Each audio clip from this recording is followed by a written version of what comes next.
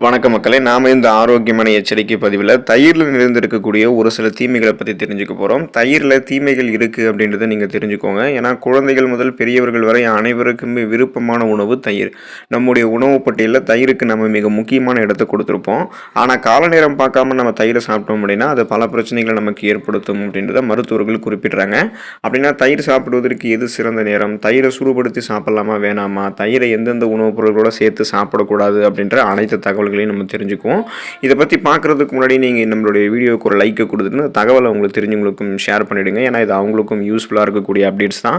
இது போல் அப்டேட்ஸ்களை தொடர்ந்து பார்க்குறதுக்கு நம்மளுடைய ஹெல்த் நியூஸ் தமிழ் சேனலை மறக்காமல் சப்ஸ்கிரைப் பண்ணி சப்போர்ட் பண்ணுங்கள். பக்கத்தில் இருக்கக்கூடிய பெல் பட்டனையும் கிளிக் பண்ணி ஆல் அப்படின்ற ஆப்ஷனையும் செட் பண்ணி வச்சுக்கிட்டீங்க அப்படின்னா நான் போடக்கூடிய எல்லா அப்டேட்ஸும் உங்களுக்கு நோட்டிஃபிகேஷனோட அடிக்கடி வந்து சேரும். சரி வாங்க மக்களே, இப்போ வீடியோக்குள்ளே போயிடலாம். கால நேரம் பார்க்காம எல்லா நேரங்களிலுமே நம்ம தயிரை சாப்பிட்டோம் அப்படின்னா அது பல பிரச்சனைகளை ஏற்படுத்துது அப்படின்றத மருத்துவர்கள் குறிப்பிட்றாங்க. அதனால் தயிர் சாப்பிடுவதற்கு எது சிறந்த நேரம்னு கேட்டிங்கன்னா நண்பகலுக்கு முன்பாக தயிர் சாப்பிடுவது ரொம்ப ரொம்ப நல்லதுங்க மக்களே. நண்பகலுக்கு முன்பாக அப்படின்னா காலை உணவுக்கும் மதிய உணவுக்கும் இடைப்பட்ட நேரம், அதுதான் நண்பகல் நேரம். அந்த நேரத்தில் நம்ம தயிர் சாப்பிடலாம். அதுதான் நமக்கு வந்து ஆரோக்கியம்.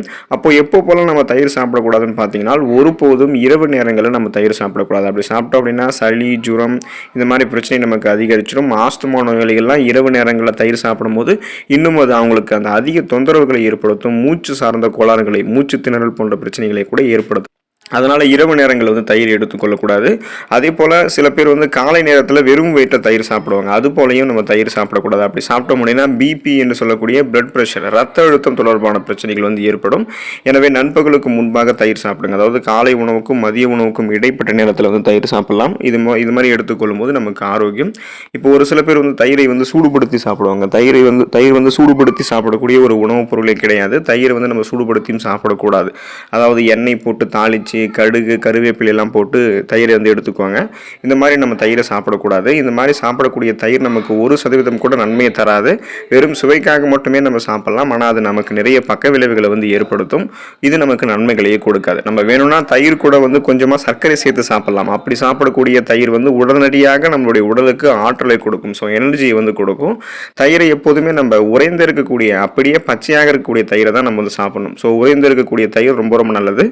மண் சட்டியில் தயிரை உரைய வச்சு சாப்பிட்டோம் அப்படின்னா அது இன்னமும் நமக்கு ரொம்ப ரொம்ப நல்லது. ஒரு சில பேர் வந்து தயிரை வந்து தினமும் சாப்பிடுவாங்க. தயிர் வந்து தினமும் சாப்பிடலாமா அப்படின்லாம் கேட்பாங்க. தயிரை வந்து நம்ம தினமும் எடுத்துக்கொள்ளக்கூடாதுங்க மக்களே.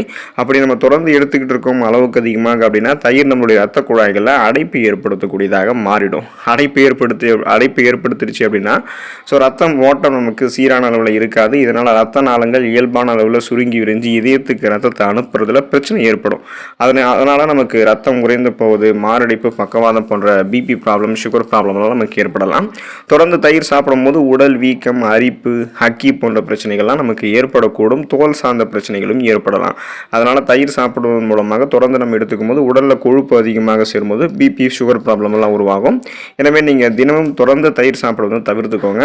வாரத்தில் 2 அல்லது 3 நாட்கள் நீங்கள் வந்து தயிர் எடுத்துக்கொள்ளலாம். அதுவும் ஒருவேளை மட்டுமே நீங்கள் தயிர் சாப்பிட்றது எந்த பிரச்சனையும் கிடையாது. அந்த ஒருவேளை வந்து எதுன்னு கேட்டிங்கன்னா காலை உணவுக்கும் மதிய உணவுக்கும் இடைப்பட்ட நேரமான நண்பகலுக்கு முன்பாக நீங்கள் தயிர் சாப்பிடுவது உங்களுக்கு ரொம்ப ரொம்ப நல்லது. தயிரை நம்ம எந்தெந்த உணவுப் பொருட்களோட இணைத்து எடுத்துக்கொள்ளக்கூடாது, அப்படி எடுத்துக்கொள்வதில் நமக்கு என்னென்ன பிரச்சனைகள் ஏற்படும் அப்படின்றத பார்க்கலாம். அந்த வகையில் தயிரையும் வெங்காயத்தையும் நம்ம ஒன்றா சேர்த்து சாப்பிடக்கூடாது. நமக்கு தயிர் வெங்காயம் அல்லது ரைதா அப்படின்னு சொல்லக்கூடிய இந்த தயிர் பச்சடி, வெங்காய பச்சடின்னு சொல்லுவோம். ஸோ இதெல்லாம் நமக்கு பிடிக்கும் அப்படின்னா முதல்ல நம்ம அந்த பழக்கத்தை வந்து மாற்றிக்கிறது ரொம்ப ரொம்ப நல்லது. ஏன்னா தயிர் அப்படின்றது இயற்கையிலேயே நமது உடலுக்கு வந்து குளிர்ச்சி தன்மையை அளிக்கக்கூடியது. ஆனால் வெங்காயம் அப்படி கிடையாது. அது நம்மளுடைய உடலுக்கு வந்து வெப்பத்தை அளிக்கக்கூடியது. இது ரெண்டுமே ஒன்றா சேரும் பொழுது, அதாவது இந்த கலவை வந்து ஒன்றா சேரக்கூடிய பட்சத்தில் இதை நம்ம விரும்பி சாப்பிட்றோம் அப்படின்னா அது தோல் அலர்ஜியை ஏற்படுத்தக்கூடும். அதாவது ஸ்கின் அலர்ஜி வந்து நமக்கு வரும். உடல் அரிப்பு போன்ற பிரச்சனை ஏற்படும். எக்ஸிமா பிரச்சனை வந்து நமக்கு ஏற்படும். குறிப்பாக வந்து பார்த்தோம் அப்படின்னா தோல் சார்ந்த பிரச்சனைகள், ஸ்கின் டிசீஸ் வந்து வர ஆரம்பிக்கும். சொரியாசிஸ் போன்ற குறைபாடுகள் எல்லாத்தையுமே இது நம்மளுடைய உடலில் ஏற்படுத்திடும்ன்றதை மறந்துடாதீங்க. எனவே நீங்கள் வந்து தயிரையும் குறிப்பாக வெங்காயத்தையும் ஒன்றா சேர்த்து எடுத்துக்கொள்ளக்கூடாது. அதே போல் மாம்பழத்தையும் தயிரையும் ஒன்றா சேர்த்து எடுத்துக்கொள்ளக்கூடாது. ஒரு கோப்பை தயிரோட சின்னதாக பீஸ் போட்டு மாம்பழங்களை அரிஞ்சு அது கூட சேர்த்து சாப்பிடும்போது அது டேஸ்டாக இருக்கும் அப்படின்றதுல நமக்கு எந்த விதமான ஒரு மாற்று கருத்தும் கிடையாது தான். ஆனால் அப்படி எடுத்துக்கொள்ளக்கூடியது வெறும் சுவைக்காக மட்டுமே நம்ம சாப்பிட போய் நிறைய பக்க விளைவுகளை அதை நமக்கு ஏற்படுத்தலாம். ஏன்னா வெங்காயம் வந்து பார்த்தோம் அப்படின்னா இயற்கையாகவே வந்து நமக்கு வெங்காயத்தை போலவே இப்போ வெங்காயம் வந்து ஹீட்டாக இருக்குங்க இல்லையா, அது போல் மாம்பழமும் ஹீட்டாக இருக்கும். அதே போல் தயிர் வந்து குளிர்ச்சியை தரக்கூடியது. ஸோ இது ரெண்டுத்தையும் ஒன்றா எடுத்துக்கிட்டோம் அப்படின்னா இந்த கலவை வந்து ஸ்கின் டிசீஸ் நமக்கு ஏற்படுத்தும், தோல் சம்பந்தமான நோய்களை ஏற்படுத்தும், உடலினுடைய செயல்பாடுகளை தடைபட வைக்கும். ஸோ அது செரிமானமாகிற வரைக்குமே நம்ம மந்தமாக இருக்க ஆரம்பிப்போம். நம்மளுடைய உடல் வந்து சுறுசுறுப்பாக ஒரு எனர்ஜியாக புத்துணர்ச்சியாக ரெஃப்ரெஷ்மெண்ட்டாக செயல்படாது. அதனால் நம்ம மாம்பழத்தையும் தயிரையும் ஒன்றா சேர்த்து எடுத்துக்கொள்ளக்கூடாது. மீனையும் தயிரையும் நம்ம ஒன்றா சேர்த்து சாப்பிடக்கூடாது. தயிர் அப்படின்றது புரோட்டீன் அதிகமாக இருக்கக்கூடிய ஒரு உணவுப் பொருள். இது மாடுகள் இருந்து பெறப்படுவதால் இது விலங்கு புரத வகையை சேர்ந்ததாகும்.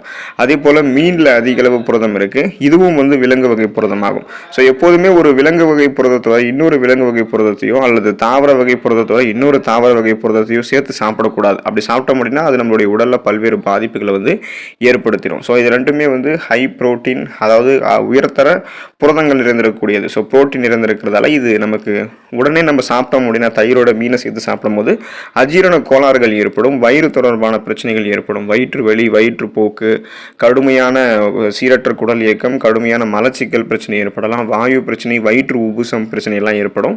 குறிப்பாக வந்து தோல் சார்ந்த பிரச்சனைகள் நமக்கு வந்து ஏற்படலாம். ஸோ ஸ்கின் டிசீஸும் வரும். அதனால மீனையும் தயிரையும் ஒன்றா இணைத்து எடுத்துக்கொள்ளக்கூடாது. பாலையும் தயிரையும் ஒன்றா சேர்த்து சாப்பிடக்கூடாது. பால் மற்றும் தயிர் வந்து மாடுகளிலிருந்து பெறப்படுவதால் இது இரண்டுமே விலங்கு வகை புரதம். ஸோ இது ஒன்றா நம்ம எடுத்துக்கொள்ளக்கூடாது. ஒன்று நம்ம பால் எடுத்துக்கணும் அல்லது நம்ம தயிர் எடுத்துக்கொள்ளலாம். இல்லைனா இரண்டும் நம்ம ஒரே நாளில் சாப்பிடணும் அப்படின்னா இடைப்பட்ட நேரம் வந்து அதிக நேரம் வந்து இருக்கணும். அப்படி நம்ம ஒன்றா சேர்த்து சாப்பிட்டோம் அப்படின்னா வயிற்றுப்போக்கு, வயிற்று உபசம் மற்றும் வாயு குளறுகள் உள்ளிட்ட பிரச்சனைகள் ஏற்படுவதற்கு அது காரணமாக அமைஞ்சிடும். ஏன்னா தயிர் வந்து எளிமையாக வந்து செரிமானம் அடைந்துவிடும், ஆனால் பால் அப்படி செரிமானம் ஆகாது. அது செரிமானம் ஆகிறதுக்கு லேட் ஆகும். உளுத்தம்பருப்பையும் தயிரையும் நம்ம ஒன்றா சேர்த்து எடுத்துக்கொள்ளக்கூடாது. தயிரோட உளுத்தம்பருப்பினால் செஞ்சிடக்கூடிய உணவுகளை சேர்த்து சாப்பிட்டு வந்தோம் அப்படின்னா அது செரிமானத்தில் பிரச்சனையை உருவாக்கி இறுதியில் வயிற்று உபுசம், வாயு கோளாறு, வயிற்று வீக்கம், வயிற்றுப்போக்கு அல்லது பேதி போன்ற மோசமான நிலைக்கு கூட நம்மளை கொண்டு போய் விட்டுரும். அதனால் நம்ம வந்து இந்த உளுத்தம்பருப்பாக செஞ்சிடக்கூடிய உணவுகளையோ தயிரோட சேர்த்து எடுத்துக்கொள்ளக்கூடாது. எண்ணெய் நிறைந்திடக்கூடிய உணவுகள், ஆயில் ஃபுட்ஸ், எண்ணெயில் வறுத்து பொரித்த உணவுகளை தயிரோட நம்ம சேர்த்து சாப்பிடக்கூடாது. ஸோ இது வந்து டேஸ்ட்டாக இருக்கும் அப்படின்றதுக்காக நம்ம சாப்பிட போய் இதில் இருக்கக்கூடிய அந்த புரதம் எல்லாம் ஒன்று சேரும் போது அது செரிமானத்தை தாமதப்படுத்துறது மட்டும் இல்லாமல் நம்மை விரைவில் சோர்வடைய செஞ்சிடும். இதன் காரணமாக எண்ணெய் நிறைந்திருக்கக்கூடிய பொருட்களை சாப்பிட்டதுக்கப்புறம் லஸ்ஸி போன்ற பானங்களை நம்ம குடிக்கும் போது வெகு விரைவில் நமக்கு தூக்கம் வருவதற்கான காரணம் இதுதான். ஸோ செரிமானம் நடக்கும், அது வரைக்குமே நம்ம மந்தமாக இருப்போம். அதனால் நமக்கு என்ன ஆகும் அப்படின்னா நம்ம தூக்கம் வர ஆரம்பிச்சிடும். ஸோ இந்த மாதிரி சாப்பிடக்கூடிய ஆயில் ஃபுட்ஸோட சேர்த்து சாப்பிடக்கூடிய தயிர் வந்து நமக்கு பலவிதமான பிரச்சனைகளை ஏற்படுத்துறதால நம்ம வந்து பாதுகாப்பாக இருக்கணும். அதனால் நம்ம ஆயில் ஃபுட்ஸையும் தயிரையும் ஒன்றா சேர்த்து எடுத்துக்கொள்ளக்கூடாது. இந்த மாதிரி முறைகள்லாம் இல்லாமல் தயிரை நம்ம எப்படி ஆரோக்கியமான முறையில் எடுத்துக்கொள்ளணும் அப்படின்றத பற்றி பார்ப்போம். தயிரை வந்து நம்ம சூடான சாதத்தில் தாளித்து உப்பு கலந்து சாப்பிடக்கூடாது. தயிர் வந்து குளிர்ச்சியாக இருக்கிறதுனால இரவில் சாப்பிட்டோம் அப்படின்னா மூச்சிறைப்பு ஏற்படும். அதனால் இரவிலையும் தயிர் சாப்பிடக்கூடாதுன்றதை பார்த்துட்டோம். ஸோ நம்ம வந்து நன்றாக புளித்திருக்கக்கூடிய தயிரை பித்த வாயு, வயிறு கோளாறுகள், ரத்த கொதிப்பு இருக்கிறவங்க வந்து சாப்பிடக்கூடாது. இரவில் தொடர்ந்து நம்ம தயிர் சாப்பிட்டோம் அப்படின்னா ரத்த கொதிப்பு, ரத்த சோகை, தோல் நோய்கள்லாம் உண்டாகலாம். வேணும்னா நம்ம தயிரோட கடலை மாவு சேர்த்து பூசி வந்தோம் அப்படின்னா முகம் நமக்கு பொலிவாக இருக்கும். அதாவது நம்மளுடைய முகத்தில் இருக்கக்கூடிய இறந்த செல்கள், அந்த அழுக்குகள், கிருமிகள் இதெல்லாமே அகற்றப்பட்டு மின்னக்கூடிய மிருதுவான சர்மம் நமக்கு வந்து கிடைக்கும். உறைந்த தயிரில் காணப்படக்கூடிய தெளிந்த நீரை நம்ம வெறும் வயிற்றில் குடிச்சோம் அப்படின்னா தொண்டை எரிச்சல், குமட்டல், உடல் சூடு, களைப்பு, தலைச்சளி போன்ற பிரச்சனையெல்லாம் நீங்கும். அதனால் தயிரை எடுத்துக்கொள்வது நமக்கு ஆரோக்கியம் தான். ஸோ எப்போதுமே நீங்கள் வந்து வாரத்தில் ஒரு 2 அல்லது 3 நாட்கள் வந்து தயிர் எடுத்துக்கோங்க. இந்த உணவுப் பொருள் கூட சேர்த்து சாப்பிடாம ஆரோக்கியமான முறையில் மட்டுமே தயிர் எடுத்துக்கொண்டு நலமோடு வாழுங்க. அடுத்த ஆரோக்கியமான பதிவில் மறக்காமல் சந்திப்போம். நன்றி மக்களே.